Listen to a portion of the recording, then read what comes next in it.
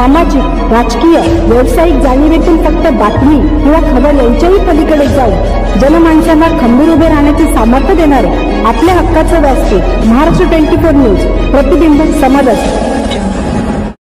महाराष्ट्र राज्यातील माहिती सरकारने नव्याने मंजूर केलेल्या जनसुरक्षा कायदा हा अभिव्यक्ती स्वातंत्र्याच्या नावाखाली सर्व सामान्य जनतेचे हक्क हिरावून जनमानसांवर विविध प्रकारचे अनधिकृत निर्बंध आणणारा असल्याने हा जनसुरक्षा कायदा रद्द करण्याबाबत उपविभागीय अधिकारी खामगाव यांच्या मार्फत मुख्यमंत्री देवेंद्र फडणवीस, उपमुख्यमंत्री अजित पवार व उपमुख्यमंत्री एकनाथ शिंदे यांना निवेदन रवाना केले।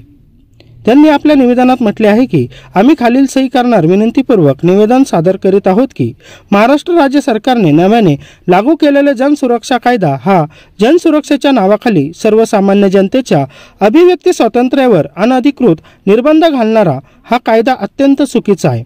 जर एखाद्या सरकारमधील मंत्री, आमदार किंवा शासकीय अधिकारी यांच्या चुकीच्या प्रकाराबाबत व कोणत्याही भ्रष्टाचाराच्या विरोधात आवाज उठवत असेल किंवा तक्रार करत असेल तर हे कृत्य राष्ट्रहित विरोधी कृत्य ठरून यावर अनधिकृतरित्या कारवाई करण्याचा अधिकार सरकार या जनसुरक्षा कायद्याच्या माध्यमातून स्वतःकडे राखून ठेवत आहे।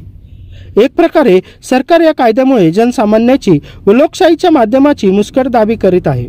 सत्ताधाऱ्यांच्या चुकीच्या धोरणाचे सत्य जगासमोर आणण्यापासून सर्व सामान्य जनतेला रोखण्याचे या सरकारचे मनमानी धोरण आहे। हे धोरण आम्हासह समस्त सर्वसामान्य जनतेला मान्य नसून या कायद्याला राज्यातील विविध संघटनांनी तसेच विरोधी पक्षातील विविध राजकीय पक्षांनी तसेच भारतीय राष्ट्रीय काँग्रेस कमिटीचे महाराष्ट्र राज्यातील पदाधिकाऱ्यांनी सुद्धा विरोध दर्शवला आहे। सरकारने हा कायदा तात्काळ रद्द करावा। महाराष्ट्र 24 न्यूज साठी प्रतिनिधी मोहम्मद फारूक।